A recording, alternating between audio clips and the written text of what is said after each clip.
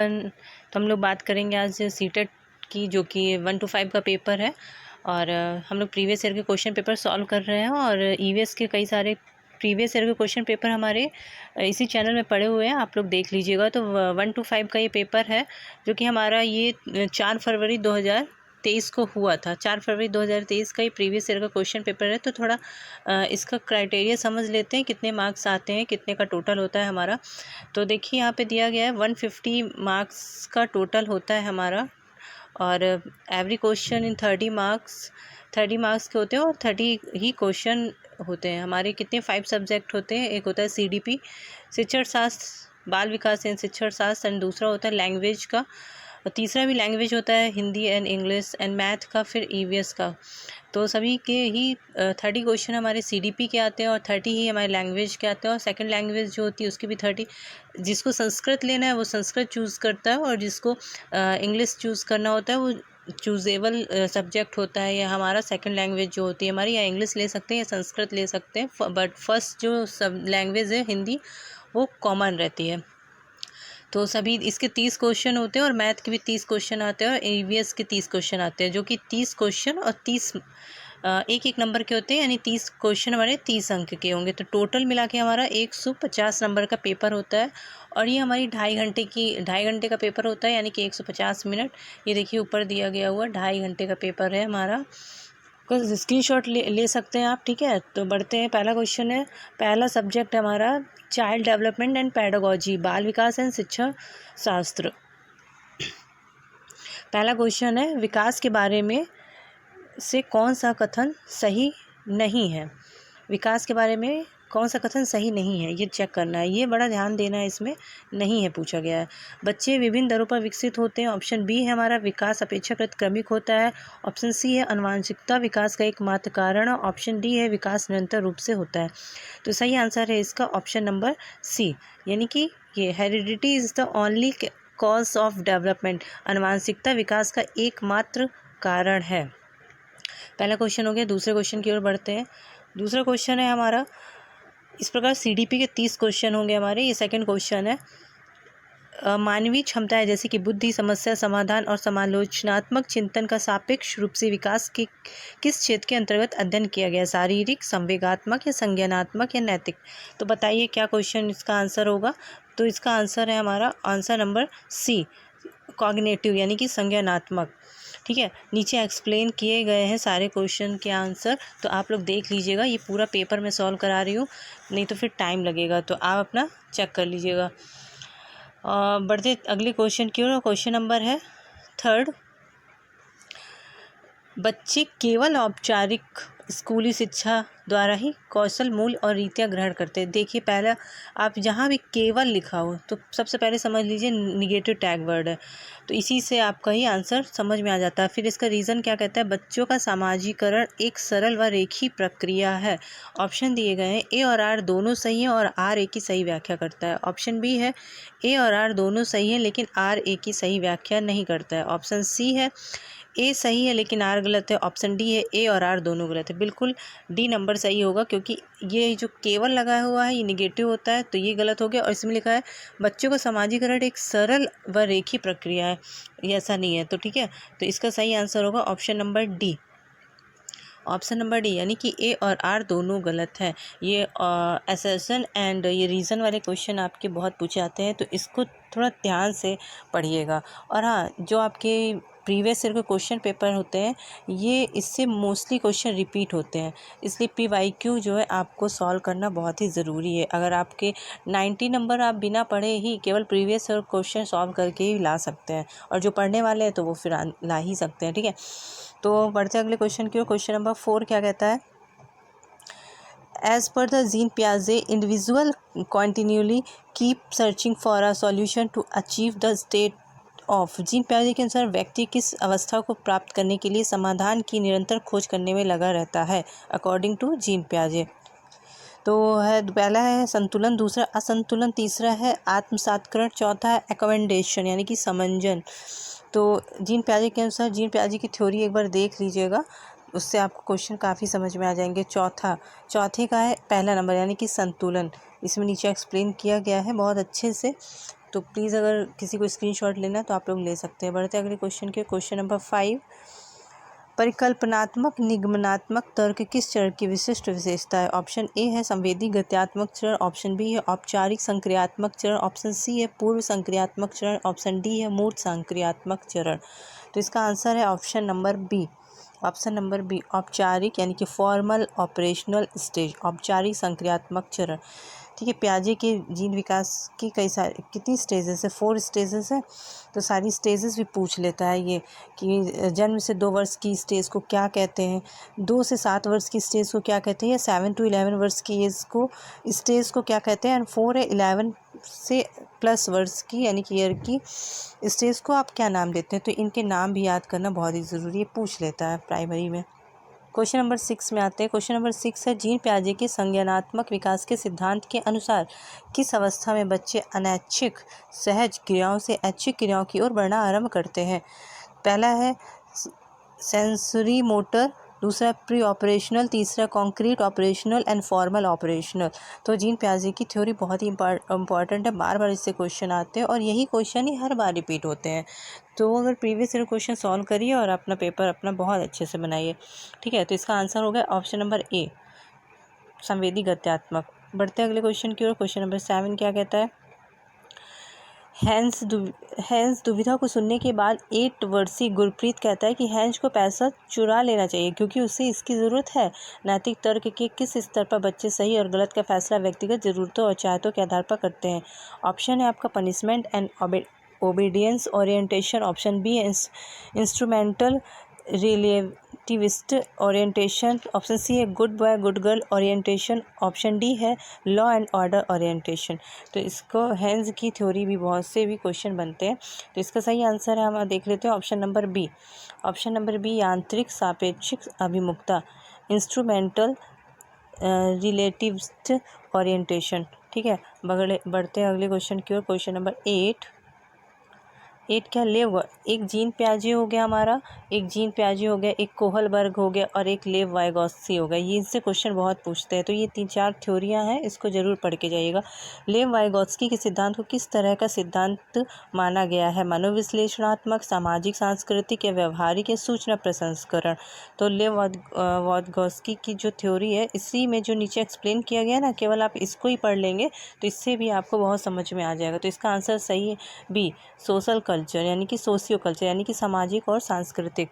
Option number 8 का B. बढ़ते अगले क्वेश्चन की ओर। क्वेश्चन नंबर 9 क्या कहता है? लेव वाइगॉत्स्की के अनुसार बच्चों में संज्ञानात्मक प्रक्रियाओं को किसके माध्यम से सुगमता दी जाती है? ये लेव वाइगॉत्स्की से सेकंड क्वेश्चन है और जीन पियाजे से भी 2-3 क्वेश्चन ऊपर आ चुके हैं। पहला है ऑप्शन नकारात्मक पुनर्बलन, दूसरा है प्रतियोगिता, तीसरा है लैंग्वेज, चौथा है जेनेटिक डिस्पोजिशन, आनुवंशिक विन्यास, तो इसका सही आंसर ऑप्शन नंबर क्या है? ये लेव वाइगॉत्स्की, तो सी नंबर इसका सही है। ठीक है, लैंग्वेज, इसको पढ़िएगा, इसका एक्सप्लेनेशन जो दिया गया है ना, इसको ज़रूर पढ़िएगा, ये बहुत ही इंपॉर्टेंट और बहुत अच्छा दिया गया है। बढ़ते अगले क्वेश्चन की ओर। क्वेश्चन नंबर 10 क्या आया था?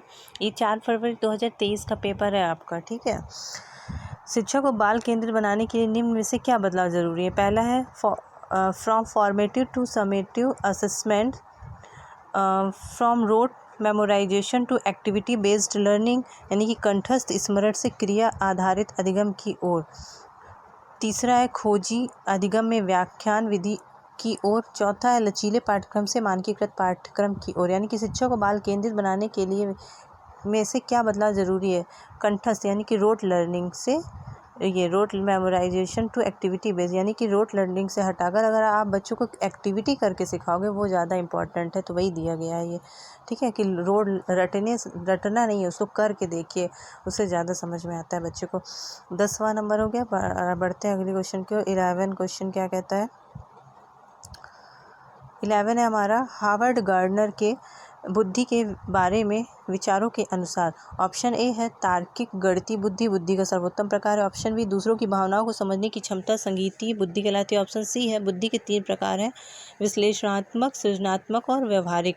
ऑप्शन डी है हर व्यक्ति अपने आप में विभिन्न प्रकार की बुद्धियों के विविध स्तर निहित करता है। तो इसका सही आंसर है हार्वर्ड गार्डनर की जो वो है थ्योरी है, उसको पढ़ के जाइएगा, उसी से क्वेश्चन है ये। ऑप्शन नंबर डी, हर व्यक्ति अपने आप में विभिन्न प्रकार की बुद्धियों के विविध स्तर निहित करता है। जिसको हिंदी में प्रॉब्लम है वो इंग्लिश में भी पढ़ सकता है, ठीक है। Each individual has varied levels of different intelligences, ठीक है। 11 क्वेश्चन कंप्लीट हो गया। अभिकथन एंड तर्क का क्वेश्चन आया है, दूसरा है ये अभिकथन और तर्क का सीडीपी में सब में पूछा जाता है ये। क्या है, एक अध्यापिका को विद्यार्थियों को किसी समस्या पर कार्य करते समय अपने विचारों के मौखिकीकरण के लिए प्रोत्साहित करना चाहिए। रीज़न क्या है, निजी वाक बच्चों के संज्ञानात्मक विकास को सुसाधित करता है।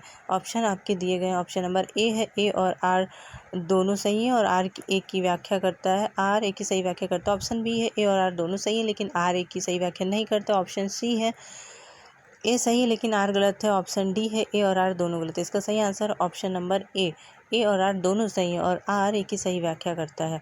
बढ़ते अगले क्वेश्चन की ओर, नीचे एक्सप्लेन किया गया, देख लीजिएगा। 13 क्वेश्चन है, एक अध्यापिका प्रचलित सामाजिक जेंडर संबंधित रूढ़िबद्धताओं को कैसे प्रभावहीन बना सकती है, यह सुनिश्चित करके कि खेल सत्र में लड़कियां सिर्फ बैडमिंटन खेले और लड़के सिर्फ फुटबॉल। ऐसा नहीं है, गलत है। फर्स्ट ऑप्शन हो गया। इसका सेकंड ऑप्शन क्या कहता है, जेंडर रूढ़िवादिता से संबंधित क्वेश्चन है। यही सुनिश्चित करके कि लड़कियों को अध्यापक के रजिस्टर पर काम करने और उसकी मदद करने के अवसर मिले। ऑप्शन सी है, फर्नीचर इधर से उधर रखवाने में केवल लड़कों की सहायता लेना। ऐसा नहीं है। ऑप्शन डी है, सभी जेंडरों को संगीत, नृत्य व पाक कला प्रतियोगिताओं में भाग लेने के लिए कहना। ऑप्शन नंबर डी, ठीक है। बहुत ईजी है, आप पढ़ लीजिए एक बार, सब समझ में आ जाएगा। तो 13 क्वेश्चन हमारे हो गए। बढ़ते अगले क्वेश्चन के 14 नंबर का क्वेश्चन क्या कहता है, विद्यार्थियों में समालोचनात्मक चिंतन को बढ़ावा देने के लिए महत्वपूर्ण है कि निम्नलिखित हेतु प्रचुर अवसर प्रदान किए जाए। ऑप्शन ए है, रोट मेमोराइज द कंटेंट, विषय वस्तु का कंठस्थीकरण नहीं। ऑप्शन बी, अध्यापिका के निष्क्रिय अनुसरण हेतु। ऑप्शन थर्ड है, विविध जानकारियों की पुष्टि करने हेतु। ऑप्शन 4 है, किसी समस्या पर अपसारी चिंतन करना। तो सही आंसर ऑप्शन नंबर डी, यानी कि थर्ड और फोर्थ, यानी कि थर्ड एंड फोर्थ, विविध जानकारियों की पुष्टि करने हेतु एंड किसी समस्या पर अपसारी चिंतन करना, ठीक है। 14 क्वेश्चन कंप्लीट हुए। क्वेश्चन नंबर 15, एक संरचनावादी कक्षा में अध्यापिका किस पर जोर देती है, रचनात्मक मूल्यांकन, मानकीकृत मूल्यांकन या नॉर्मल मानक संदर्भित मूल्यांकन या योगात्मक मूल्यांकन। एक रचनावादी कक्षा में अध्यापक किस पर जोर कर देती है, तो ऑप्शन नंबर ए सही है इसका, ठीक है, रचनात्मक, फॉर्मेटिव असेसमेंट। 15 क्वेश्चन हो गए। अब आएगा हमारा 16 क्वेश्चन। 16 क्वेश्चन क्या कह रहा है, समावेशी शिक्षा के विविध जरियों के निष्कासन पर बल देती है, प्रस्तुतिकरण, representation, expression, engagement and discrimination, भेदभाव। तो सही आंसर इसका ऑप्शन नंबर डी, भेदभाव, ठीक है। 16 क्वेश्चन। 17 क्वेश्चन क्या कहता है, एक ऐसी कक्षा में जिसमें विविध सामाजिक आर्थिक परिवेशों से विद्यार्थी आते हैं, एक अध्यापिका को क्या करना चाहिए। बहुत बार रिपीट हुआ क्वेश्चन है, ये वाला क्वेश्चन कई बार रिपीट, और जो ऊपर क्वेश्चन आए हुए हैं ना वो भी कई बार रिपीट हुए। सारे क्वेश्चन, मोस्टली क्वेश्चन आपके रिपीट ही आते हैं, तो इसलिए प्रीवियस ईयर क्वेश्चन सॉल्व करिए और उसको बार बार रिवीजन करिए उसका, ताकि आपके दिमाग में बैठ जाए क्वेश्चन किस टाइप के क्वेश्चन आ रहा है, उनका पैटर्न क्या है, ठीक है। तो ऑप्शन दिया गया है ए, अधीनस्थ समूहों से संबंधित विद्यार्थियों के लिए कमतर अपेक्षाएं बनाना और कायम रखना। ऑप्शन बी है, समावेशी भाषा जैसे कि हमारा विद्यालय हमारी कक्षा का इस्तेमाल करना। ऑप्शन सी है, प्रबल समूहों से संबंधित विद्यार्थियों में अलगाव की भावना को बढ़ाना। ऑप्शन डी है, अधीनस्थ समूह से संबंधित विद्यार्थियों के बारे में रूढ़िवादों को बढ़ावा देना और रूढ़िवाद भय पैदा करना। इसका सही आंसर है ऑप्शन नंबर बी, समावेशी भाषा जैसे कि हमारा विद्यालय हमारी कक्षा का इस्तेमाल करना, ठीक है। बढ़ते हैं अगले क्वेश्चन की ओर। क्वेश्चन नंबर 18, दृष्टिबाधित विद्यार्थियों के सफल समावेशन के लिए अध्यापक को क्या करना चाहिए। अवधारणा की व्याख्या के लिए चित्रों का प्रयोग करना चाहिए, यानी दृष्टिबाधित बच्चों के लिए। ऑप्शन बी है, सभी प्रकार की लिखित सामग्रियों को मौखिक रूप से प्रस्तुत करना चाहिए। ऑप्शन सी है, विद्यार्थियों से बात करते समय हाथों का खूब इस्तेमाल करना चाहिए। ऑप्शन डी है, दिखाए जा रहे वीडियो के उपशीर्षक देना चाहिए। ऑप्शन नंबर बी, सभी प्रकार की लिखित सामग्रियों को मौखिक रूप से प्रस्तुत करना चाहिए, ठीक है। 18 क्वेश्चन कंप्लीट हुए। 19 क्वेश्चन है हमारा, ध्यानाभाव एवं अति सक्रियता विकार ADHD ग्रसित विद्यार्थियों के सफल समावेशन के लिए अध्यापक को क्या करना चाहिए?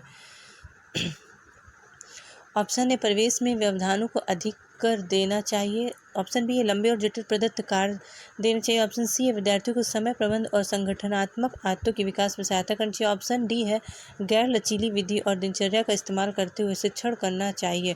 इसका सही आंसर है ऑप्शन नंबर सी, विद्यार्थियों को समय प्रबंधन और संगठनात्मक आदतों के विकास में सहायता करना चाहिए। 20 नंबर क्वेश्चंस देखिए। पठन वैकल्प यानी कि डिसलेक्सिया सापेक्ष रूप से किस क्षेत्र में चुनौती पैदा करता है? ऑप्शन दिए गए हैं आपके। लिखित विषय सामग्री के बोध में। ऑप्शन बी है शारीरिक गतिविधियों के समन्वय में। ऑप्शन सी है दूसरों की भावनाओं को समझने में। ऑप्शन डी है चित्र बनाने में। तो सही आंसर है इसका ऑप्शन नंबर डिसलेक्सिया ए, लिखित विषय सामग्री के बोध में। प्रभावशाली और अर्थपूर्ण अधिगम के लिए अध्यापक को किस प्रकार की शिक्षण शास्त्रीय प्रविधियों का इस्तेमाल करना चाहिए? ऑप्शन ए है सांस्कृतिक रूप से प्रासंगिक। ऑप्शन बी है स्टैंडर्डाइज्ड। ऑप्शन सी है एग्जाम सेंट्रिक। ऑप्शन डी है बिहेवियरिस्टिक यानी कि व्यवहारवादी। ऑप्शन ए यानी कि सांस्कृतिक रूप से प्रासंगिक। राष्ट्रीय शिक्षा नीति 2020 अधिगम के कौन से तरीकों पर बल देती है? अनुभवात्मक अधिगम, डिजिटल अधिगम, वैज्ञानिक अधिगम या करके सीखना? तो ऑप्शन ए सही है इसका, पहला और दूसरा, यानी कि अनुभवात्मक अधिगम एंड डिजिटल अधिगम यानी कि लर्निंग से ये क्वेश्चन बना हुआ है आपका। क्वेश्चन नंबर 23 क्या कहता है? अध्यापकों को विद्यार्थियों के अधिगम युक्तियों के अर्जन को सुगम सहज करना चाहिए। निम्नलिखित में से कौन से तरीके का इस्तेमाल शिक्षार्थियों को अधिक कौशलीभूत बनाने के लिए किया जा सकता है? ऑप्शन आपके दिए गए हैं। विद्यार्थियों को चिंतन के अभिसारी तरीकों के अवसर देकर। ऑप्शन बी है विद्यार्थियों को अवास्तविक उद्देश्य और समय तालिका बनाने में मदद करके। ऑप्शन सी है विद्यार्थियों में स्वयं से प्रश्न करना और स्व आकलन समुन्नत करके। ऑप्शन डी है जो प्रासंगिक नहीं है उस पर ध्यान केंद्रित करने के लिए प्रोत्साहित करना। तो सही आंसर है इसका option number C. Option number C इसका सही आंसर है। Promoting self questioning and self assessment among students, ठीक है, प्रमोट करने के लिए बच्चों को। ऑप्शन नंबर 23 हो गए हमारे क्वेश्चन। 24 नंबर क्या कहता है? प्रभावशाली समस्या समाधान कारक होने के लिए अध्यापक को शिक्षार्थियों में किसके इस्तेमाल को हतोत्साहित करना चाहिए? Option a response sets, algorithm, heuristics and analogies. Number A, option number A सही है इसका, अनुक्रिया समुच्चय। 24 क्वेश्चन हो गए। 25 क्वेश्चन क्या कहता है? नल के स्रोतों के बारे में चर्चा करते हुए रानी उत्तर देती है कि नल और फव्वारा पानी के मुख्य स्रोत हैं। उसका उत्तर किसका प्रतिनिधित्व करता है? ऑप्शन ए है उसकी समझ जो उसके अनुभवों के आधार पर बनी। ऑप्शन बी है उसकी निम्न अंतःवैयक्तिक और अंतर्वैयक्तिक अंतःवैयक्तिक बुद्धि। ऑप्शन सी है नई अवधारणा सीखने के लिए अभिप्रेरणा की कमी। ऑप्शन डी है उच्च स्तरीय समस्या समाधान कौशल। इसका सही आंसर है ऑप्शन नंबर ए, उसकी समझ जो उसके अनुभव के आधार पर बनी हुई है। 25 क्वेश्चन हो गए। 26 क्या कहता है? Which of the following is not a part of metacognitive skills? निम्नलिखित में कौन सा अधिसंज्ञानात्मक कौशल का भाग नहीं है? कौशलों का भाग नहीं। योजना, पर्यवेक्षण यानी मॉनिटरिंग, मूल्यांकन एंड निष्क्रिय अनुकरण। इसका सही आंसर है ऑप्शन नंबर डी, यानी कि निष्क्रिय अनुकरण। बढ़ते अगले क्वेश्चन की ओर। क्वेश्चन नंबर 27 क्या कहता है? भावनाओं और संज्ञान के बारे में निम्न में से कौन सा कथन सही है? 27 अधिगम के लिए रुचि और जिज्ञासा बिल्कुल सही है, परस्पर संबंधित नहीं है, गलत। ऑप्शन बी है अधिगम अतार्किकता के अमूर्त संज्ञान के बारे में। ऑप्शन सी है जानकारी ग्रहण करने के कौशल मनोदशा द्वारा प्रभावित होते हैं। ऑप्शन डी है निराशा का उच्च स्तर संज्ञानात्मक दक्षता को समृद्ध करता है। तो इसका सही आंसर ऑप्शन नंबर सी, जानकारी ग्रहण करने के कौशल मनोदशा द्वारा प्रभावित होते हैं। 27 हो गया। 28 क्या कहता है? स्क्रीनशॉट लेते जाइएगा। 28 है, विद्यार्थियों को अधिगम के प्रति अभिप्रेरित करते रहने के लिए अध्यापक को क्या समुन्नत करना चाहिए। ठीक है, यानी कि समुन्नत यानी कि प्रमोट करना चाहिए। ऑप्शन है आपके निपुणता, उन्मुखी उद्देश्य, दूसरा है योग्यता या सत्व अस्तित्वात्मक परिप्रेक्ष्य, ऑप्शन सी है असहायता का सीखा हुआ भाव, ऑप्शन डी है प्रतियोगात्मक दृष्टिकोण। इसका सही आंसर क्या होगा देख लेते हैं। 28 का ए नंबर है निपुणता, उन्मुखी उद्देश्य। नीचे एक्सप्लेन किया गया है, इसको आप समझ लीजिएगा। 29 क्वेश्चन में आते हैं। विद्यालय में बच्चों की सफलता में निम्न में से कौन सा कारक बाधा उत्पन्न करता है। लचीली समय सारणी, flexible time table, constructive pedagogy, rigid curriculum, assessment for learning. इसका सही आंसर है option number C, rigid curriculum यानी कठोर पाठचर्या जो कि उसमें बाधा उत्पन्न करता है। फिर 29 हो गए। 30 वाला है अभिकथन और कारण। इसको देख लेते हैं। क्या कहता है अभिकथन हमारा, किसी अवधारणा को समझाते समय यह महत्वपूर्ण है कि विषय वस्तु का विद्यार्थियों के दिन प्रतिदिन के जीवन से संबंध बनाया जाए। कारण क्या है, अधिगम कंठस्थीकरण के माध्यम से बहुत प्रभावशाली होता है। गलत है। तो क्या कहेंगे, अगर कंठस्थीकरण कहीं दिख जाता है तो ये निगेटिव है, निगेटिव टैग वर्ड है। ऑप्शन ए क्या है, ए और आर दोनों सही है, आर ए की सही व्याख्या करता है। ऑप्शन बी ए और आर दोनों सही है लेकिन आर ए की सही व्याख्या नहीं करता। ऑप्शन सी ए सही है लेकिन आर गलत है। ऑप्शन डी ए और आर दोनों गलत है। ऑप्शन सी ए सही है लेकिन आर गलत है क्योंकि इसमें कंठस्थीकरण को प्रमोट किया गया है जो कि गलत है। इस प्रकार सीडीपी के हमारे 30 क्वेश्चन कंप्लीट हो गए हैं। सीडीपी बाल विकास चाइल्ड डेवलपमेंट, तो हमारे इसके 30 क्वेश्चन कंप्लीट हो गए हैं और इसकी प्रैक्टिस ज़्यादा से ज़्यादा करिएगा क्योंकि क्वेश्चन बार बार रिपीट होते हैं।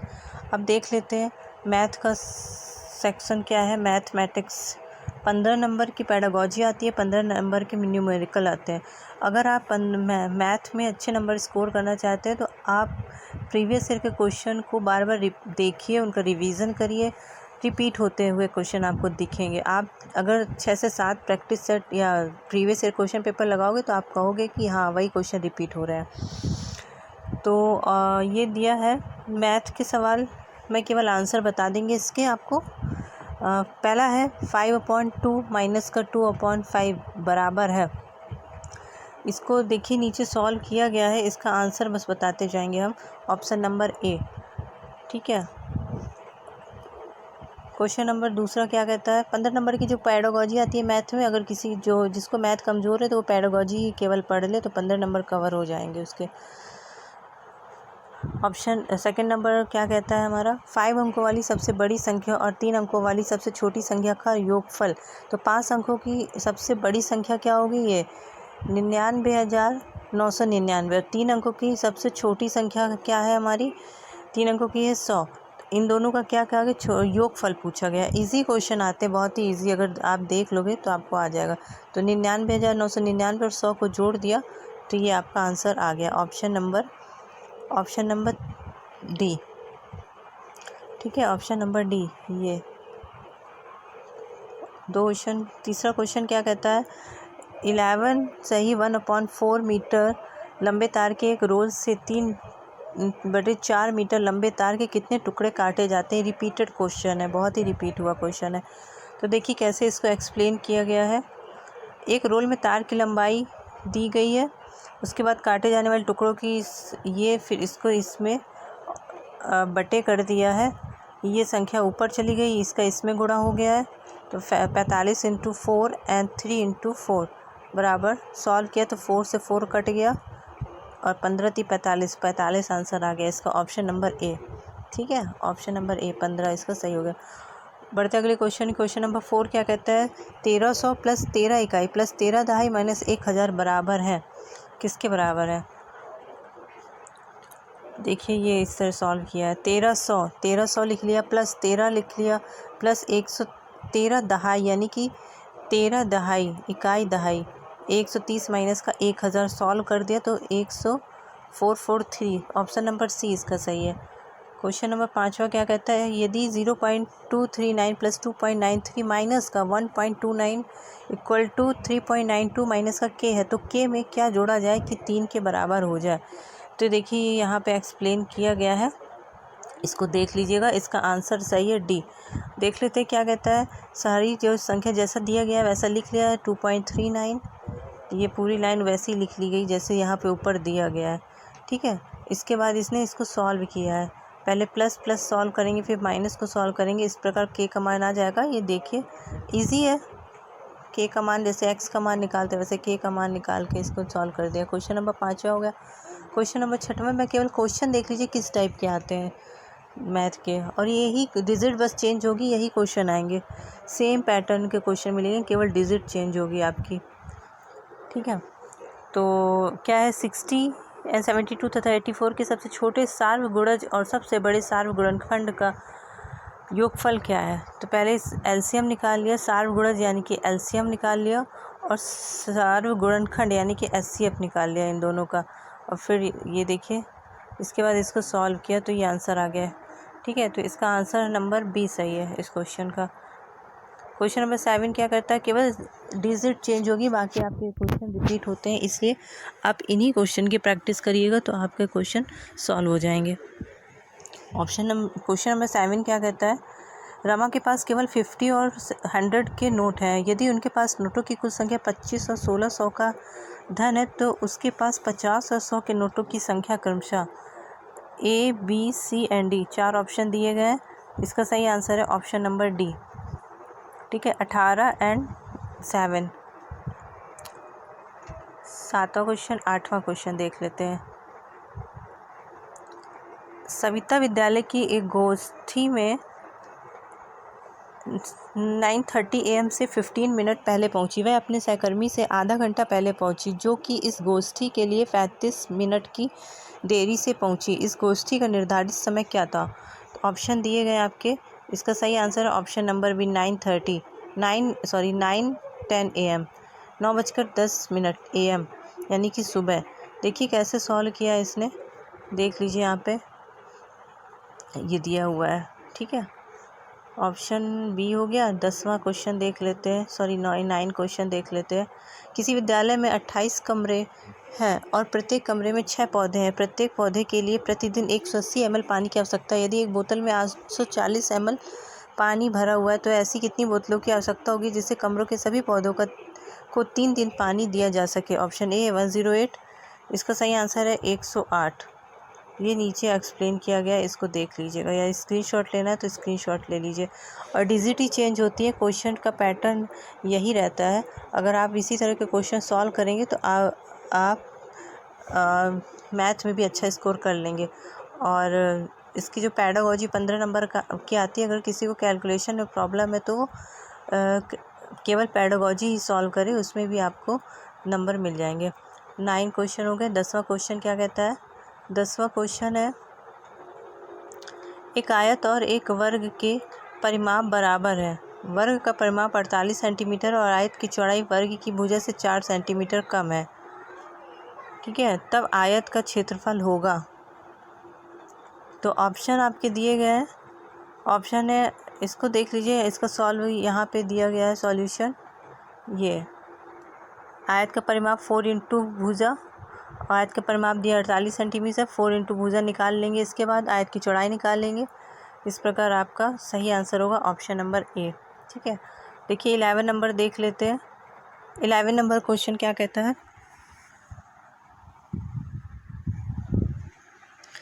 निम्न में से किसमें डिग्रियों की संख्या 440 से 25 अधिक है। ऑप्शन ए है 5 और 1/3 समकोणों में, 5 और 2/3 समकोणों में।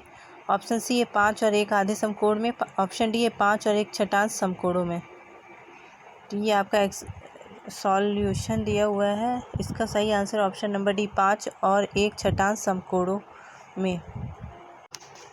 क्वेश्चन नंबर हमारा 12 है। 6.75 सेंटीमीटर लंबे तथा 4.5 मीटर चौड़े फर्श को 45 सेंटीमीटर भुजा वाली वर्गाकार टाइलों से पूरी तरह ढकने के लिए आवश्यक टाइलों की संख्या होगी। ये भी रिपीटेड क्वेश्चन है। तो इसका सही आंसर है ऑप्शन नंबर सी 150, ठीक है। इसको सॉल्व करिएगा आप। क्वेश्चन नंबर 12 हो गया। क्वेश्चन नंबर 13 क्या कह रहा है? Weight in kg of 21 children of a class are given below. ये सब के वेट दिए गए हैं और फिर कितने बच्चों का भार 45 किलो से कम से 50 केजी के बीच में है, यानी कि 45 केजी से 50 केजी के बीच में कितने बच्चों का भार है। इसको सॉल्व करेंगे इस टाइप से, तो इसका आंसर निकलेगा ऑप्शन नंबर सी। ये दिया गया, इसको देख लीजिएगा एक बार। किसी को स्क्रीनशॉट लेना तो आप ले सकते हो। 14 नंबर क्वेश्चन क्या कहता है? निम्न तालिका एक विक्रेता द्वारा 5 महीने में बेचे गए वाहनों की संख्या को प्रदर्शित करती है। महीना दिया गया, बेचे गए वाहनों की संख्या दी गई है। देखिए, जनवरी से ये डिजिट दी, फरवरी में ये, मार्च में 272, अप्रैल में 180 और मई में 178। क्या कह रहा है कि विक्रेता द्वारा जनवरी और मार्च में बेचे गए वाहनों की कुल संख्या फरवरी, अप्रैल और मई में बेचे गए वाहनों की कुल संख्या से कितनी कम है।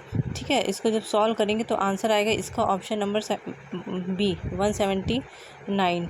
देख लीजिए ये कैसे सॉल्व किया गया है। विक्रेता द्वारा जनवरी और मार्च में बेचे गए वाहनों की कुल संख्या पहले जोड़ लिया है, फिर विक्रेता द्वारा फरवरी, अप्रैल और मई में बेचे गए वाहनों की कुल संख्या को ऐड कर दिया गया है और दोनों को घटा दिया गया, बस आंसर आ गया है। इस तरह के क्वेश्चन आते हैं, इसलिए बार बार कह रहे हैं, आप देख लीजिएगा। ये डिजिट दी गई हैं। निम्न पैटर्न का अवलोकन कीजिए। 1 + 2 = 3, 3 + 3 = 6, 6 + 5 = 11, 11 + 7 = 18, 18 + 11 = 29, 29 + 13 = 42, 42 + x = y, x + y का मान क्या होगा। ठीक है, तो देखिए कैसे एक्सप्लेन किया गया है। पूरी डिजिट दी गई है, फिर 42 + 17, 49, x = ये देखिए, इसको समझिएगा। इसका सही answer option number B 76। 15 question हो गया। 16 का क्या क्वेश्चन आया था हमारा? राष्ट्रीय पाठ्यचर्या रूपरेखा 2005 के अनुसार प्राथमिक स्तर पर गणित के शिक्षण एवं अधिगम में ऐसी गतिविधियां सम्मिलित करनी चाहिए। ऑप्शन दिए गए यहाँ पे, जिनमें अधिगमकर्ताओं को केवल उपदेशात्मक सहभागिता हो। ऑप्शन बी है जो कम दिनचर्या वाले खेलों पर आधारित हो। ऑप्शन सी है जो मूर्त रूप से अमूर्त की ओर बढ़े। ऑप्शन डी है जिनमें शिक्षक द्वारा अधिकतम हस्तक्षेप शामिल हो। तो इसका सही आंसर है ऑप्शन नंबर सी, जो मूर्त से अमूर्त की ओर बढ़े। 16 क्वेश्चन हो गए हमारे। 17 क्वेश्चन क्या कहता है?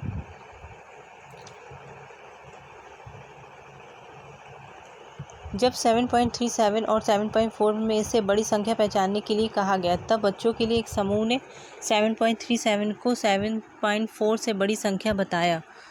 एक गणित शिक्षक के रूप में आप बच्चों को त्रुटि सही करने के लिए कैसे समर्थन देंगे?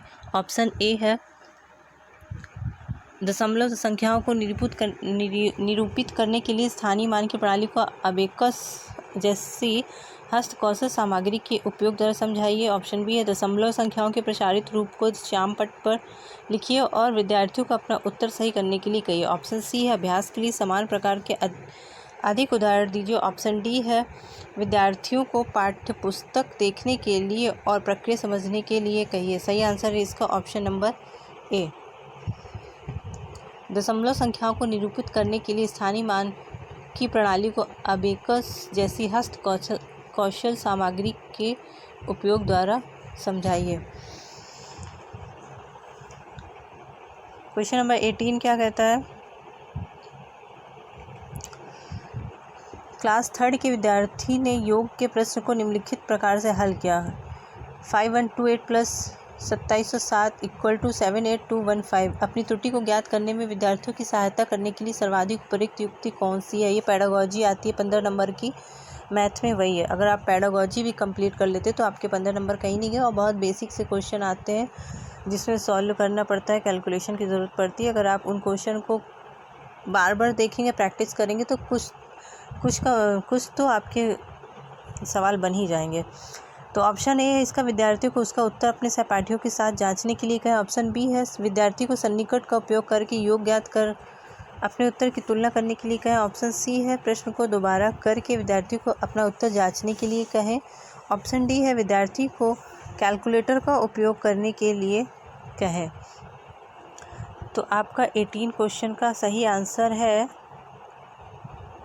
Option number B. ये देखिए सॉल्व किया है यहाँ पे, इसको देखिए।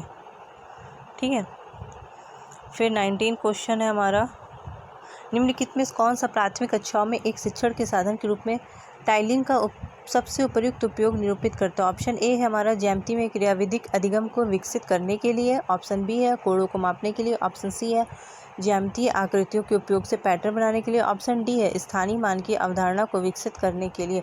सही आंसर इसका दिया गया ऑप्शन नंबर सी, ज्यामितीय आकृतियों के उपयोग से पैटर्न बनाने के लिए।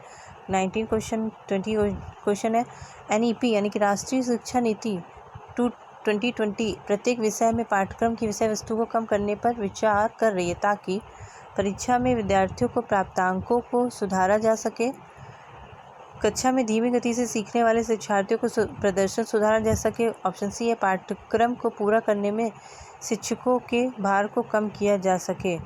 ऑप्शन डी है विद्यार्थी रटकर सीखने से अलग वास्तविक समझ की ओर बढ़े। ऑप्शन नंबर डी है हमारा NEP 2020 प्रत्येक विषय में पाठ्यक्रम की विषय वस्तु कम करने पर। इसको पढ़ लीजिएगा, राष्ट्रीय शिक्षा नीति बहुत पूछता है क्वेश्चन, ठीक है। ऑप्शन नंबर डी इसका सही आंसर है। बढ़ते अगले क्वेश्चन की ओर। 21 क्वेश्चन, राष्ट्रीय पाठ्यचर्या रूपरेखा 2005 के अनुसार प्राथमिक स्तर पर गणित का शिक्षण और अधिगम केंद्रित होना चाहिए। ऑप्शन ए है कार्यविधि को कंठस्थ करने पर, ऑप्शन बी है अवधारणा का परिचय देने के लिए, ऑप्शन के लिए गणितीय खेलों पहेलियों एवं गतिविधियों पर, ऑप्शन सी है पहाड़ों गणना आदि के रटंत अधिगम पर, ऑप्शन डी है टॉपिक पर आधारित कई प्रश्नों को हल करने पर ताकि विद्यार्थी सही प्रणाली में भी सीख सके। NEP 2000 राष्ट्रीय पाठ्यचर्या 2005, इसको पढ़िएगा, बहुत अच्छा है ये क्वेश्चन, बार बार रिपीट होता है। बी नंबर इसका सही आंसर है बी। 22 क्वेश्चन की ओर बढ़ते हैं।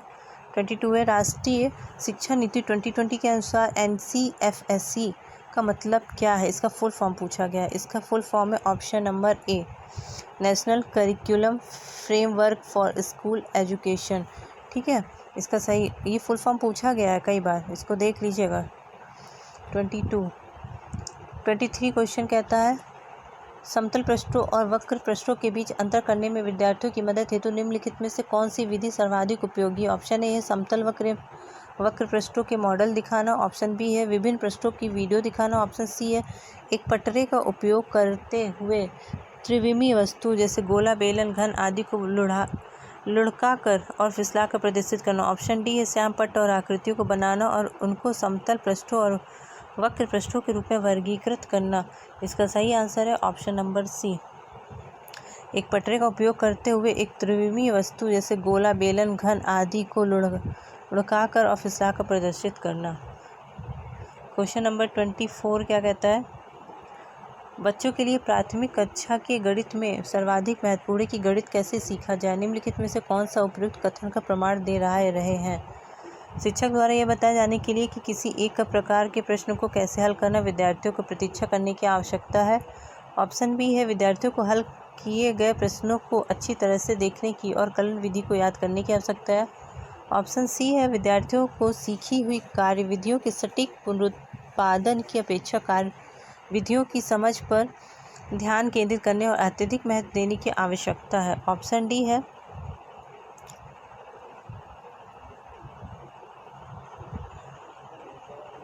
ऑप्शन सी है एंड इसका सही विकल्प का चयन कीजिए। इसका डी क्वेश्चन मिस है, चलिए इसका सही आंसर है हमारा ऑप्शन नंबर बी केवल एक, ठीक है। इसका सही आंसर ऑप्शन नंबर ए केवल एक। फिर 25 क्वेश्चन क्या कह रहा है, परवेश प्राथमिक कक्षा का एक गणित का अध्यापक है, अपने विद्यार्थियों को संख्याएं पढ़ाते हुए वह उन्हें वस्तुओं के विभिन्न समुच्चय देता और उनके दिए गए समुच्चय में वस्तुओं की कुल संख्या बताने के लिए कहता है। वह किसको विकसित करने का प्रयास कर रहा है। ऑप्शन ए वस्तुओं के वर्गीकरण की अवधारणा, स्थानीय मान की अवधारणा, ऑप्शन सी संख्याओं के क्रम सूचक का बोध, ऑप्शन डी संख्याओं के गणन संख्या बोध, ऑप्शन नंबर डी। इसका सही आंसर है ऑप्शन नंबर डी। 25 हो गया, 26 देख लेते हैं। 26 क्वेश्चन है हमारा, निम्नलिखित में से मूल्यांकन की कौन सी विधि गणित की कक्षा में उन विद्यार्थियों की सहायता करेगी जो अभिप्रेरित नहीं है। पहला है सार्व कक्षा परीक्षा, एक प्रश्नावली, ऑप्शन सी है क्रियाकलाप आधारित मूल्यांकन, ऑप्शन डी है निर्देशित शिक्षण। इसका सही आंसर है option number C, activity based evaluation, क्रियाकलाप आधारित मूल्यांकन। 26 के बाद आते हैं 27 में। 27 का क्वेश्चन क्या कहता है, प्राथमिक स्तर की NCERT की गणित की पाठ्यपुस्तकों में विविध रूप से कहानियाँ, कविताएं, पहेलियाँ और खेल शामिल हैं। इनको सम्मिलित करने का सर्वाधिक उपयुक्त उद्देश्य है। ऑप्शन ए है गणित के पाठ्यक्रम को कम करना, ऑप्शन बी है गणित को बच्चों के दैनिक जीवन से जोड़ना, ये तो पॉजिटिव है, बच्चों को फुर्सत की गतिविधियाँ उपलब्ध कराना, ऑप्शन डी है गणित की कक्षा में हास्य परिहास के लिए अवसर प्रदान करना। इसका सही आंसर है ऑप्शन नंबर बी, दैनिक जीवन से जोड़ना, ताकि बच्चे अच्छे से उसको समझ सकें। 28 क्वेश्चन क्या कहता है, निम्नलिखित में से कौन सा एक रचनावादी कक्षा में गणितीय गतिविधि को निरूपित नहीं करता है। एक बच्चा विभिन्न आकृतियों को वर्गीकृत कर रहा है, ऑप्शन बी है एक बच्चा गणितीय अवधारणा पर आधारित एक कहानी की रचना कर रहा है, ऑप्शन सी है एक बच्चा एकत्रित आंकड़ों के आधार पर ग्राफ बना रहा है, ऑप्शन डी है एक बच्चा श्यामपट्ट से प्रश्नों को नकल करके लिख रहा है। क्या कह रहा है, निरूपित नहीं करता है क्रिएटिविटी को। इसका आंसर है ऑप्शन नंबर डी, श्यामपट्ट से प्रश्नों की नकल करके लिख रहा है, ये गलत है। क्वेश्चन नंबर 29 है, निम्नलिखित में से कौन सा नैदानिक परीक्षाओं के लिए सबसे उपयुक्त है। ऑप्शन ए है बच्चों की समझ में रह गई कमियों को पहचानने में मदद करता है, ऑप्शन बी माता पिता को प्रतिपुष्टि देने में उपयोगी है, ऑप्शन सी बच्चों का नामीकरण करने में मदद करता है, ऑप्शन डी सत्र अंत परीक्षाओं में पूछे जाने वाले प्रश्नों को बनाने में मदद करता है, ऑप्शन ए। इसका सही आंसर है option number A, option number A, helps to know the gaps in the child's understanding। Question number 30 जो कि लास्ट क्वेश्चन है हमारा, 30 क्या कह रहा है, एक शिक्षक शिक्षिका 5वीं कक्षा के विद्यार्थियों को क्षेत्रफल की अवधारणा का परिचय देने हेतु केवल आयताकार एवं वर्गाकार आकृतियों का प्रयोग करता या करती है। एक विद्यार्थी खड़ा होता है और शिक्षक शिक्षिका से पूछता है, यदि मेरा कक्ष ना ही आयताकार है और ना ही वर्गाकार है और मैं उसका क्षेत्रफल ज्ञात करना चाहता हूँ तो यह कैसे ज्ञात होगा। बच्चे द्वारा निम्नलिखित में से कौन सा कौशल व्यवहार प्रदर्शित किया गया। ऑप्शन ए है क्षेत्रफल की अवधारणा की पूरी समझ में कमी, ऑप्शन बी बच्चा विद्रोहपूर्ण व्यवहार प्रदर्शित कर रहा है, ऑप्शन सी बच्चा कक्षा में शरारती हो रहा है, ऑप्शन डी बच्चा एक अर्थपूर्ण एवं तर्कपूर्ण गणितीय समस्या पूछ रहा है। इसका सही आंसर है ऑप्शन नंबर डी। इसका सही आंसर है ऑप्शन नंबर डी, यानी कि बच्चा एक अर्थपूर्ण एवं तर्कपूर्ण गणितीय समस्या पूछ रहा है। इस प्रकार हमारे मैथ के भी 30 क्वेश्चन कंप्लीट हुए। इसमें से 15 नंबर हमारे मैथ को सॉल्व करने के लिए होते हैं और 15 नंबर के जो क्वेश्चन है वो पेडागोजी के होते हैं, जिसको आप समझ के भी कर सकते हैं। जिसकी मैथ कमज़ोर है तो पेडागोजी की इतनी प्रैक्टिस करिए कि एक भी क्वेश्चन न छूटे, ठीक है, क्योंकि सभी में नंबर लाना बहुत ज़रूरी, क्योंकि सभी का वेटेज ज़्यादा है, अपनी जगह 30 क्वेश्चन है।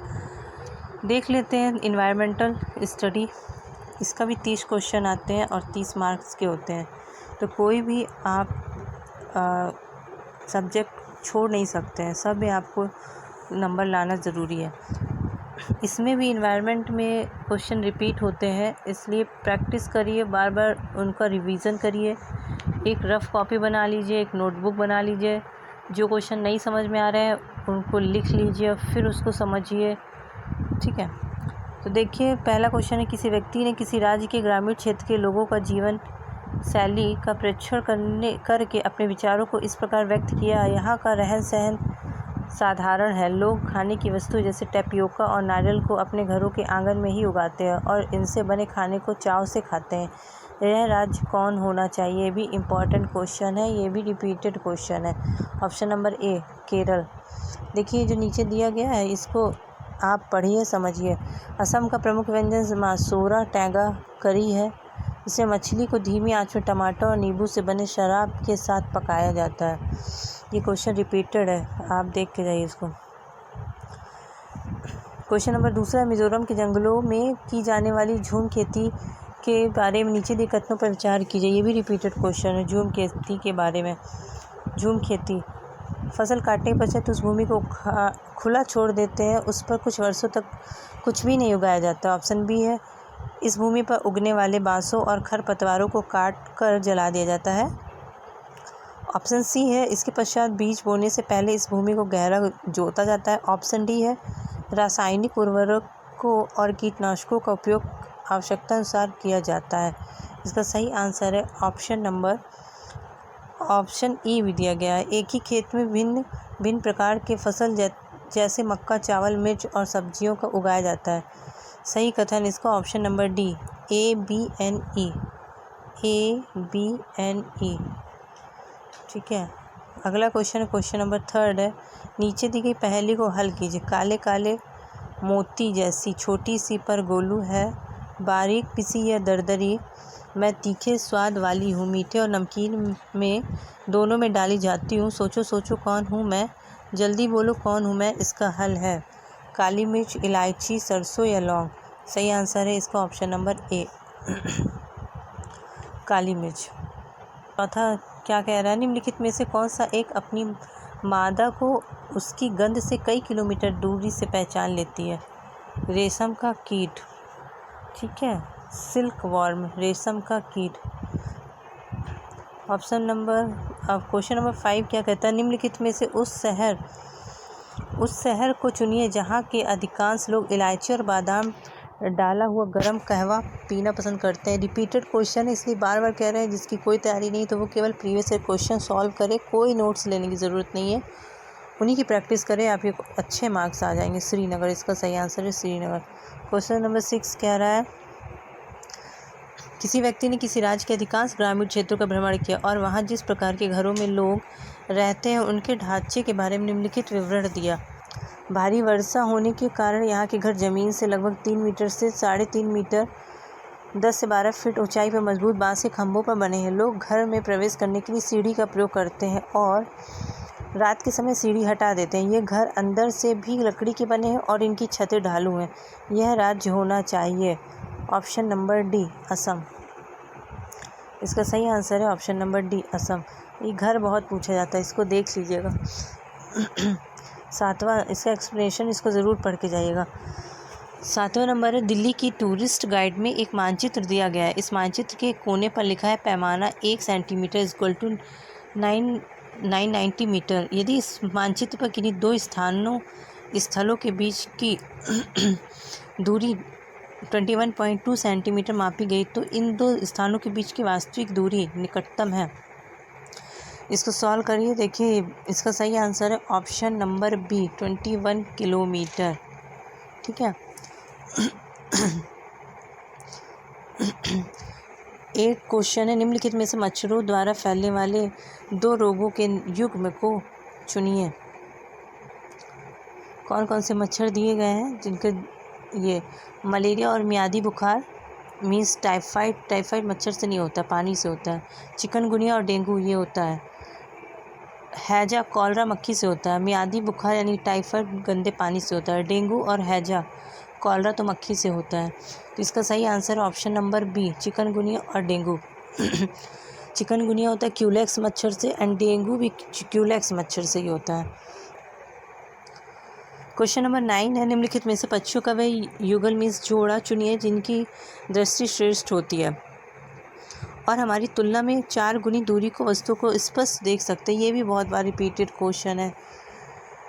पहला है कौवा और चील, दूसरा है बाज और गिद्ध, तीसरा है शक्करखोरा और बाज, चौथा है कौवा और गिद्ध। इसका सही answer option number B, eagle and vulture यानी कि बाज और गिद्ध।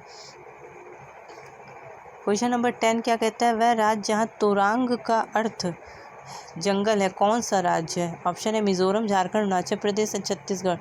ऑप्शन नंबर बी है हमारा झारखंड। तोरांग नाम का अर्थ झारखंड में जंगल होता है। ठीक है, ये नीचे एक्सप्लेन किया, इसको ज़रूर एक बार पढ़ लीजिएगा, दिमाग में आ जाएगा। 11वां क्वेश्चन है हमारा, किसी छात्र का घर x और उसका विद्यालय y पर है तथा छात्र और y के बीच तथा x और y के बीच कोई सीधी सड़क नहीं है, अतः विद्यालय पहुंचने के लिए वह छात्र पहले ए पर जाता है और एक्स के ठीक दक्षिण में 60 मीटर की दूरी पर है, फिर वह बी पर जाता है जो ए के ठीक पूर्व में 60 मीटर की दूरी पर है, फिर वह सी पर जाता है जो बी के ठीक दक्षिण में है 50 मीटर की दूरी पर, और अंत में वह अपने विद्यालय पहुंचता है जो सी के ठीक पूर्व में 60 मीटर की दूरी पर। विद्यालय के सापेक्ष उसके घर की सही दिशा क्या होगी? ठीक है, तो इसका सही आंसर है उत्तर पश्चिम। ये नीचे एक्सप्लेन किया गया है, इसको एक बार समझ लीजिएगा। ठीक है, 11 क्वेश्चन कंप्लीट और 12 नंबर का क्वेश्चन है हमारा। ये भी 2-3 क्वेश्चन ईवीएस के जो कि न्यूमेरिकल आते हैं। एक train Bhiwandi road railway station से 22 नवंबर 2022 को 8:30 बजे चलकर 24 नवंबर 2022 को 3 बजे नागरकोइल रेलवे स्टेशन पहुंची। यदि ट्रेन में इन दोनों रेलवे स्टेशन के बीच 1870 किलोमीटर की दूरी चली तो ट्रेन की औसत चाल है। ऑप्शन दिए गए हैं 58 किलोमीटर पर घंटे, 59 किलोमीटर पर घंटा, 60 किलोमीटर पर घंटा एंड 62 किलोमीटर पर घंटा। इसको सॉल्व किया है यहाँ पे इनने और आंसर निकाला ऑप्शन नंबर डी यानी कि 62 किलोमीटर पर घंटे। फिर 13 क्वेश्चन, मध्य प्रदेश के 3 सीमांतर्गत प्रदेश यानी कि राज्य हैं। ऑप्शन दिए गए हैं इसका सही आंसर है ऑप्शन नंबर ए। ठीक है, देख लीजिएगा इसको। 13 क्वेश्चन हो गए। 14 नंबर क्वेश्चन क्या कह रहा है? ये सब रिपीटेड क्वेश्चन है। राज्यों का वह एक समूह चुनिए जिसमें समुद्र तट अरब सागर पर है। A B C and D सबके राज्य दिए गए हैं, इसमें देखना है कौन सा है। इसका सही आंसर है option number B, Kerala, Karnataka and Maharashtra. 14 question complete हुए। 15 क्वेश्चन देखिए, निम्नलिखित में से वही युगल चुनिए जो हमारे देश के एक राज्य और एक केंद्र शासित प्रदेश से मिलकर बना हुआ है। ऑप्शन ए है लक्षद्वीप पुडुचेरी, ऑप्शन बी है चंडीगढ़ और दिल्ली, ऑप्शन सी है नागालैंड और लद्दाख, ऑप्शन डी है मणिपुर और मेघालय। तो इसका सही आंसर है हमारा ऑप्शन नंबर सी, नागालैंड और लद्दाख। 15 क्वेश्चन कंप्लीट हुए। 16 क्वेश्चन है, रमा अवधान स्मरण शक्ति, समस्या समाधान और योजना बनाने का उल्लेख कर रही थी, वह संकेंद्रित थी। पहला है समूह दबाव पर, बी है सामाजिक कौशल पर, सी है सहयोगी कौशल पर, डी है संज्ञान कौशल पर। इसका सही आंसर है ऑप्शन नंबर डी, कॉग्निशन यानी कि संज्ञान पर। क्वेश्चन नंबर 17 है हमारा, ईवीएस के शिक्षक ने बच्चों को वृक्षों की गिरी हुई पत्तियों को आकार, आमाप, बनावट इत्यादि के आधार पर समूहों में व्यवस्थित करने के निर्देश दिए। शिक्षक का उद्देश्य है, पहला है पत्तियों के विषय में उनकी समझ में वृद्धि, ऑप्शन बी है अवलोकन और वर्गीकरण कौशलों में वृद्धि, ऑप्शन सी है पत्तियों के ज्ञान में वृद्धि, ऑप्शन डी है उससे अध्यापन में आमोद प्रमोद तत्व की वृद्धि। तो सही आंसर इसका ऑप्शन नंबर बी, अवलोकन और वर्गीकरण कौशलों में वृद्धि, because observation and classification skills is must. Question number 18 है, विद्यार्थियों में पर्यावरण दृष्टिकोण व पर्यावरण ज्ञान की जागरूकता लाने के लिए एक पर्यावरण अध्ययन का शिक्षक क्या कर सकता है? ऑप्शन ए है हमारे, शिक्षक उनसे घरेलू वस्तुओं को बनाने में प्रयोग होने वाले जैविक व भौतिक संसाधनों की सीमित उपलब्धता को बताएगा। ऑप्शन बी है, शिक्षक अपने आसपास उपस्थित वनस्पति व पशुओं पर मानव व्यवहार के प्रभाव को बताएगा। ऑप्शन सी है, शिक्षक राष्ट्रीय और अंतर्राष्ट्रीय डॉक्यूमेंट्री फिल्में दिखाएगा। ऑप्शन डी है, शिक्षक औद्योगिकीकरण के लिए वन उन्मूलन के महत्व को समझाएगा। तो इसका सही आंसर है option number B, option number B यानी कि A B and C, A B and C नीचे एक्सप्लेन किया है, इसको देख लीजिएगा। क्वेश्चन नंबर 19 क्या कहता है, क्रियाकलाप आधारित अधिगम के अभ्यास में निहित निम्नलिखित चरणों को सही क्रम में व्यवस्थित कीजिए। क्या क्रम है? पहला है क्रियाकलाप का संपादन, पुनरावृत्ति, तीसरा योजना बनाना, चौथा प्रक्रम पर विचार करना। तो सही आंसर इसका ऑप्शन नंबर ए, सी, पहले सी आएगा यानी कि प्लानिंग करना, फिर ए आएगा यानी कि क्रियाकलाप का संपादन करना, फिर डी आएगा reflecting on the process and फिर बी आएगा रिवाइजिंग, पुनरावृत्ति करना। ठीक है, इस प्रकार हमारा 19 क्वेश्चन हो गए। 20 नंबर क्वेश्चन क्या बोलता है? क्वेश्चन नंबर 20 कहता है, निम्नलिखित में से कौन सी स्थिति पर्यावरण अध्ययन की एकीकृत प्रकृति को दर्शाती है? ऑप्शन ए है विज्ञान, सामाजिक विज्ञान और पर्यावरण शिक्षा की अवधारणाओं से अंतर्दृष्टि विकसित करना। ऑप्शन बी है किसी पर्यावरणविद को भाषण के लिए कक्षा में आमंत्रित करना। ऑप्शन सी है विज्ञान व सामाजिक विज्ञान के अलग अलग शिक्षकों को भाषण के लिए आमंत्रित करना। ऑप्शन डी है हमारा विज्ञान व सामाजिक विज्ञान की अलग अलग पाठ्य योजना बनाना। ठीक है, तो इसका सही आंसर है option number A. Option number A, विज्ञान, सामाजिक विज्ञान और पर्यावरण शिक्षा की अवधारणाओं से अंतर्दृष्टि विकसित करना। क्वेश्चन नंबर 21 क्या कहता है?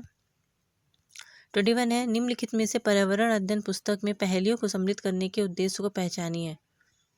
ऑप्शन ए है विद्यार्थियों के, ये है option A, B, C and D 21 का है। विद्यार्थियों के मन को भ्रमित करना, दूसरा है विद्यार्थियों को खेल खिलाना, तीसरा है विद्यार्थियों के मन को भ्रमित करना और स्वयं आनंदित होना। ऑप्शन डी है विद्यार्थियों में तर्क क्षमता विकसित करना। इसका सही आंसर है ऑप्शन नंबर डी, विद्यार्थियों में तर्क क्षमता विकसित करना।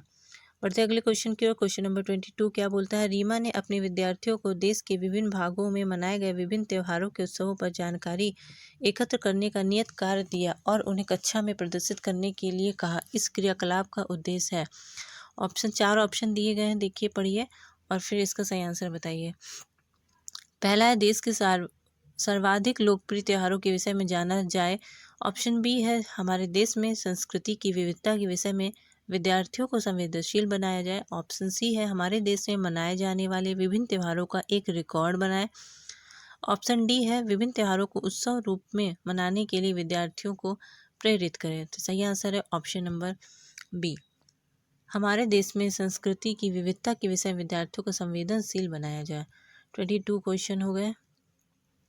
23 क्वेश्चन, जिसको हिंदी में प्रॉब्लम है वो इंग्लिश भी देख सकता है इसमें। 23 का क्वेश्चन हमारा देखिए पढ़िए। आदित्य एक ईवीएस शिक्षक अपने विद्यार्थियों के साथ बैठे और उन्होंने चिकनी मिट्टी से कई चीज़ें बनानी सीखी।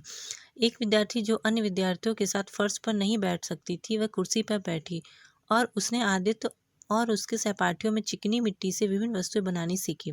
इस क्रियाकलाप के दौरान आदित्य ने बच्चों से बातें की और सृजनात्मकता को प्रोत्साहित किया। उसने विद्यार्थियों को चिकनी मिट्टी का उपयोग करके अपनी पसंद का दृश्य बनाने के लिए कहा।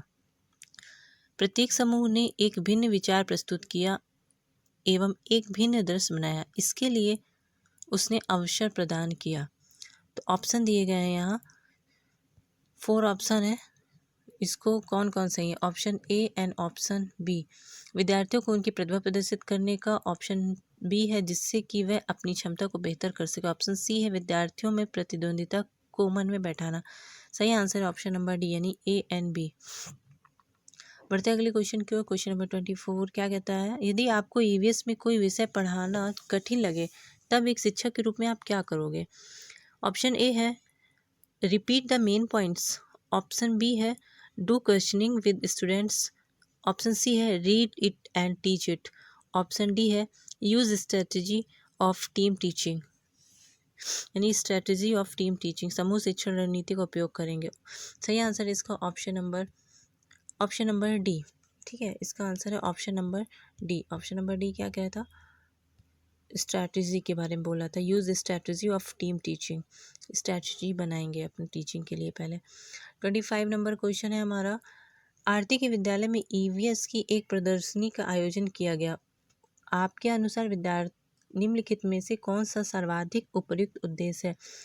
ऑप्शन ए है विद्यार्थियों को माता पिता को संतुष्ट करना, विद्यार्थियों में रचनात्मक प्रवृत्ति को निर्दिष्ट करना। ऑप्शन सी है प्रधानाध्यापक और सहकर्मियों को प्रसन्न करना। ऑप्शन डी है विद्यार्थियों को भावी पेशों के विकल्पों के लिए प्रशिक्षण देना। सही आंसर है ऑप्शन नंबर बी, विद्यार्थियों में रचनात्मक यानी कि क्रिएटिव प्रवृत्ति को निर्दिष्ट करना। क्वेश्चन नंबर 26 क्या कहता है? ईवीएस में शिक्षण अधिगम प्रक्रम की विधि निर्भर नहीं करती। ऑप्शन ए है विद्यालय के दर्शन शास्त्र पर, संसाधनों की उपलब्धता पर, बच्चों की आवश्यकता पर। ऑप्शन डी है बच्चों का पूर्व अधिगम अनुभव पर। तो सही आंसर है option number A, school psychology. 26 हो गए। 27 नंबर क्वेश्चन रिपीट होते हैं इसलिए प्रैक्टिस करके जाइएगा, और अगर किसी को स्क्रीनशॉट लेना तो वो स्क्रीनशॉट भी ले सकता है। ईवीएस का शिक्षण अधिगम प्रभावी होगा यदि शिक्षक, ऑप्शन दिए गए विभिन्न अर्थपूर्ण और संदर्भित क्रियाकलापों का संचालन करे। ऑप्शन बी है का अपने विषय पर अधिकार हो। ऑप्शन सी है विषय समाप्त करने के पश्चात गृह कार्य नियत कार्य दे। ऑप्शन डी है विषय के प्रारंभ में विद्यार्थियों का उद्देश्य बता दे। तो सही आंसर इसका ऑप्शन नंबर ए, 27 हो गया। 28 क्वेश्चन है, ईवीएस के शिक्षण को प्रक्रिया कौशलों को प्रोत्साहित करना चाहिए जो जांच आधारित हाथ से करने वाले अधिगम की घटना है। निम्नलिखित में से कौन सा एक कौशल नहीं है? नियत करना, प्रेक्षण करना, पूर्वानुमान लगाना, निष्कर्ष करना। तो इसका सही आंसर है ऑप्शन नंबर ए, नियत करना, डिटरमाइनिंग। 29 नंबर का क्वेश्चन है हमारा, राष्ट्रीय शिक्षा नीति 2020 के अनुसार पर्यावरण अध्ययन को एक विषय के तौर पर किस कक्षा समूह में स्थान दिया गया है? सही आंसर है इसका option B, third class, third, fourth and 5। ठीक है, बढ़ते अगले क्वेश्चन की। क्वेश्चन नंबर 30 लास्ट क्वेश्चन हमारा ये ईवीएस का।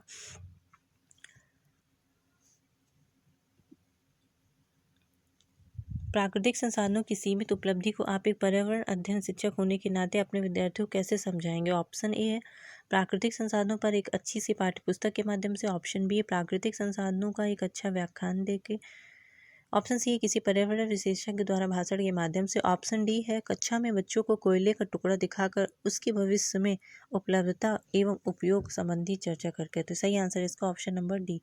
इस प्रकार हमारे ईवीएस के जो है 30 क्वेश्चन कंप्लीट हुए और इनकी बार बार प्रैक्टिस करिए। जो क्वेश्चन नहीं आ रहा है उसको देखिए, समझिए, नीचे एक्सप्लेन भी किए गए, इसलिए प्रीवियस ईयर के क्वेश्चन जरूर सॉल्व करके जाइए, आपका पेपर निकल जाएगा। अगला पेपर है हमारा हिंदी का, हिंदी यानी कि लैंग्वेज का। इसमें देखिए गद्यांश को पढ़कर पूछे गए प्रश्नों के सही शब्द उत्तर वाले विकल्प ये दिया गया है। गद्यांश को पढ़ना है, गद्यांश को पढ़ना है और इसके सही आंसर को इसी से, क्वेश्चन के आंसर को इसी गद्यांश से हमको निकालना है। इसमें सारी डिटेल दी गई है। तो क्वेश्चन नंबर पहला है हमारा, क्या कह रहा है कि नस्तनाबूत शब्द किस भाषा का है? तो इसमें दिया गया है हमारा नस्तनाबूत शब्द फारसी शब्द का। Option number C. यहाँ आप जब इसको देखेंगे तो यहाँ पर दिया हुआ है, ये क्वेश्चन दिया गया नस्तनाबूत, ये क्वेश्चन के जो आंसर हैं वो इसी पैराग्राफ में छिपे हुए हैं। तो कोशिश करिएगा आप अच्छे से पैराग्राफ को समझिएगा और फिर क्वेश्चन के आंसर दीजिएगा। क्वेश्चन नंबर दूसरा क्या है, अमीर गरीब में कौन सा समास है? अमीर एंड गरीब डैश लगा हुआ है, में कौन सा समास है? तो इसमें 4 ऑप्शन दिए गए हैं, आंसर इसका बी, अमीर और गरीब द्वंद्व समास है। द्वंद्व समास में सभी पद प्रधान होते हैं, ये लिखा हुआ है नीचे, ये एक्सप्लेन किया है नीचे, इसको पढ़ लीजिएगा। मैं बताऊंगी तो टाइम भी ज़्यादा लगेगा। क्वेश्चन नंबर तीसरा क्या कहता है, अकूत खजाना वाक्यांश में अकत शब्द क्या है? ये क्वेश्चन तो नहीं मिलेगा, ये आपको खुद ही पता होना चाहिए, ग्रामर का क्वेश्चन है। अकूत खजाना वाक्यांश में अकत शब्द क्या है? ये पैराग्राफ में नहीं मिलेगा। ऑप्शन नंबर सी यानी कि ये विशेषण है। विशेषण क्या होता है? जो संज्ञा या सर्वनाम की विशेषता बताए उसे विशेषण कहते हैं। बढ़ते अगले क्वेश्चन की। क्वेश्चन नंबर 4 क्या है, निरीह का पर्यायवाची। ये भी ग्रामर से रिलेटेड क्वेश्चन है, पैराग्राफ में नहीं मिलेगा आपको। निरीह का पर्यावरण बेचारा पर्यायवाची है। क्वेश्चन नंबर 5 क्या कह रहा है कि डार्विन का विचार कि जीवन एक लगातार संघर्ष। ये क्वेश्चन पैराग्राफ में ही है। डार्विन का विचार कि जीवन एक लगातार संघर्ष। ऑप्शन डी बुद्धि और शरीर के बीच, जीव और प्रकृति के बीच, अमीर और गरीब के बीच, विनम्र और गजबर के बीच। डार्विन का कथन जीव और प्रकृति के बीच जीवन एक लगातार संघर्ष है। ऑप्शन नंबर बी, जीव और प्रकृति। अब ये जब पैराग्राफ पढ़ेंगे आप इसको तो यहाँ पे दिया होगा, यहाँ पे डार्विन के बारे में आपको उल्लेख किया गया होगा। तो आपको इस पैराग्राफ से ही क्वेश्चन कुछ छांटने हैं और कुछ क्वेश्चन जो ग्रामर के हैं वो आपको पहले से आने चाहिए। बेसिक क्वेश्चन है, पर्यायवाची समास, संज्ञा सर्वनाम विशेषण। ठीक है, तो आगे क्वेश्चन देखते हैं। वैज्ञानिक प्रगति की धारणा में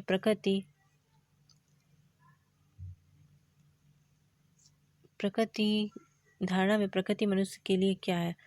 एकाधिकार पूर्ण अकूत खजाना है। ये ऑप्शन, ये जो पैराग्राफ में ही क्वेश्चन का आंसर दिया गया है। भारतीय विचारधारा में प्रकृति संबंधी कौन सी धारणा सही नहीं है? ऑप्शन दिए गए हैं आपके 4, इसमें आपको सही करना और ये आपको पैराग्राफ में यहाँ मिलेगा, तो इसको आप देख लीजिएगा। सही आंसर इसका ऑप्शन नंबर डी, वह मनुष्य से सतत संघर्षरत है। 9 क्वेश्चन है, मनुष्य के सर्वश्रेष्ठ प्राणी होने के दंभ ने। 4 ऑप्शन दिए गए, क्या आंसर? ऑप्शन नंबर सी, 2 महायुद्धों के बीच उसे उत्तरदायी बनाया। ये भी हमारा पैराग्राफ में ही निकाला गया है, पैराग्राफ से ही क्वेश्चन का आंसर निकाला गया। 9 क्वेश्चन हो गए। क्वेश्चन नंबर 10 भी इसी तरह उसमें गद्यांश था, अब ये काव्यांश को पढ़कर इससे भी कहानियाँ हैं, ये इससे भी क्वेश्चन आपको छांटने हैं।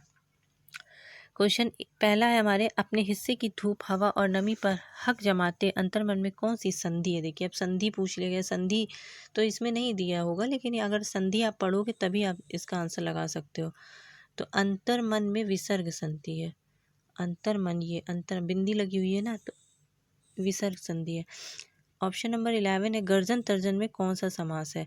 गर्जन तर्जन, गर्जन तर्जन में द्वंद्व समास है हमारा, ठीक है, गर्जन तर्जन में द्वंद्व समास है, ऑप्शन ए। 12 में क्या कह रहा है, धूप, हवा और नमी प्रतीक है आंधी तूफान की, जीवन की मूलभूत आवश्यकताओं की, वर्षा बाढ़ की, प्राकृतिक आपदाओं की। इसका क्वेश्चन आपको पैराग्राफ में ही देखना पड़ेगा। सही आंसर इसका 12वें नंबर का सही आंसर इसका ऑप्शन नंबर बी, ये धूप, हवा, नमी जीवन की मूलभूत आवश्यकताओं का प्रतीक है। क्वेश्चन नंबर 13 है, कविता में बीज प्रतीक है संघर्ष का, साहस का, स्त्री की अदम्य जिजीविषा और उत्पादकता का, डर का, ऑप्शन नंबर सी, ठीक है। क्वेश्चन नंबर 14 क्या कहता है, जब तक कि तुम पेड़ ना हो जाओ, पंक्ति में पेड़ हो जाना सूचक है किसका। ऑप्शन 4 दिए गए, ये आपको पैराग्राफ में ही इसका आंसर मिलेगा। तो इसका सही आंसर ऑप्शन नंबर ए, माँ का बेटी के प्रति आश्वस्ति का। क्वेश्चन नंबर 15 है, प्रस्तुत कविता समाज का बेटियों के प्रति उपेक्षा की कहानी है, समाज का बेटियों के प्रति स्नेह को दर्शाती है, समाज को बेटियों के प्रति तिरस्कार की बात करती है, समाज का बेटियों के प्रति शोषण, उपेक्षा और तिरस्कार से उपजी है। तो इसका आंसर भी आपको पैराग्राफ पढ़ना है और उसके बाद कहानी पढ़नी है, उसके बाद आपको आंसर बताना है। तो इसका सही आंसर है ऑप्शन नंबर डी, ठीक है। अब बढ़ते हैं अगले क्वेश्चन की ओर। 16 नंबर है, निम्नलिखित में से किस भाषा को अध्यापक की मदद से औपचारिक स्थितियों में सीखा जाता है। प्रथम भाषा, द्वितीय भाषा, गृह भाषा या मातृभाषा। तो औपचारिक स्थिति में औपचारिक और अनौपचारिक, औपचारिक स्थिति हमारी द्वितीय लैंग्वेज है, और ये देखिए नीचे एक्सप्लेन किया गया है औपचारिक स्थिति के बारे में, देख लीजिएगा। 17 नंबर क्वेश्चन है हमारा, रचनावादी उपागम संप्रेषणात्मक उपागम से इस मायने से भिन्न है कि यह मुख्यतः, 4 ऑप्शन दिए गए, फिर अर्थ पर बल देता और अपेक्षा करता है कि नियम प्रक्रिया के दौरान सीखे जाए। बी है, नियमों पर बल देता और अपेक्षा करता है कि अर्थ प्रक्रिया के दौरान समझे जाए। ऑप्शन सी है, नियमों के प्रयोग और ज्ञान पर बल देता। ऑप्शन डी है, ड्रिल और आदत निर्माण पर बल देता है। इसका सही आंसर ऑप्शन नंबर ए, अर्थ पर बल देता और अपेक्षा करता है कि नियम प्रक्रिया के दौरान सीखा जाए। 17 क्वेश्चन कंप्लीट हुए। 18 क्वेश्चन है हमारा, किसके अंतर्गत लोगों को सुझाव देने के बजाय सीधे सीधे कहा जाता है कि उन्हें क्या करना चाहिए। रचनात्मक, आदेशात्मक, वर्णनात्मक, संरचनात्मक। सही आंसर है इसका option number B, option number B, आदेशात्मक उपागम। 18 क्वेश्चन हो गए। 19 क्वेश्चन क्या कह रहा है, जब आप किसी अभ्यास में या सामग्री में शिक्षार्थियों की आवश्यकता अनुसार आवश्यक परिवर्तन करते हैं तो इसे क्या कहा जाता है। ऑप्शन बी इसका सही आंसर होगा, अनुकूलन, अनुकूलन इसको कहा जाएगा। 19 क्वेश्चन हो गए। 20 नंबर क्वेश्चन, हिंदी बहुत इजी आता है, योगात्मक आकलन, ये सीडीपी में भी पूछा जाता है। योगात्मक आकलन निदानात्मक और उपचारात्मक है, विद्यार्थियों को प्रभावशाली प्रतिपुष्टि देता है, शिक्षार्थियों की सक्रिय सहभागिता को स्वीकारता है, शिक्षार्थियों के अधिगम और निष्पादन के बारे में निर्णय लेने के लिए प्रयुक्त किया जाता है। तो इसका सही आंसर है ऑप्शन नंबर डी, ठीक है, देख लीजिएगा। 21 क्वेश्चन क्या कहता है, किस उपागम के अंतर्गत किसी बच्चे को कई शब्दों की वर्तनी गलत लिखने के बावजूद भी उसके समग्र भाषा प्रयोग के लिए अच्छे अंक दिए जाते हैं। ऑप्शन नंबर ए इसका सही आंसर है, समग्र भाषा के लिए। रिपीट हुआ क्वेश्चन है, प्रैक्टिस करिएगा, आ जाएगा। 22 क्वेश्चन है, जब हम किसी विशिष्ट सूचना को जानने के लिए कोई पाठ सामग्री पढ़ते हैं तो यह किस प्रकार का पठन कहलाता है। सरसरी तौर पर पठन, ये भी रिपीट हुआ क्वेश्चन है, 10 बार रिपीट हुआ क्वेश्चन है ये। बारीकी से पठन, एक्स्ट्रापोलेशन या विश्लेषण। तो ऑप्शन नंबर इसका बी है, बारीकी से पठन, ठीक है। 22 क्वेश्चन हो गए। 23वां क्वेश्चन क्या कहता है, 23 है, दो छोटे छोटे एकदम एक एक लाइन के क्वेश्चन है, दो उत्पादक भाषा कौशलों में कौन से शामिल हैं। दो उत्पादक भाषा में पठन और लेखन, श्रवण और वाचन, श्रवण और पठन, वाचन और लेखन। तो इसका सही आंसर है श्रवण एंड लेखन, वाचन और लेखन, सॉरी। प्रथम भाषा वह भाषा जो बच्चे कहाँ से सीखते हैं। इसका सही आंसर है ऑप्शन नंबर बी, बिना विशेष प्रयास किए अपने आसपास के परिवेश से अर्जित करते हैं।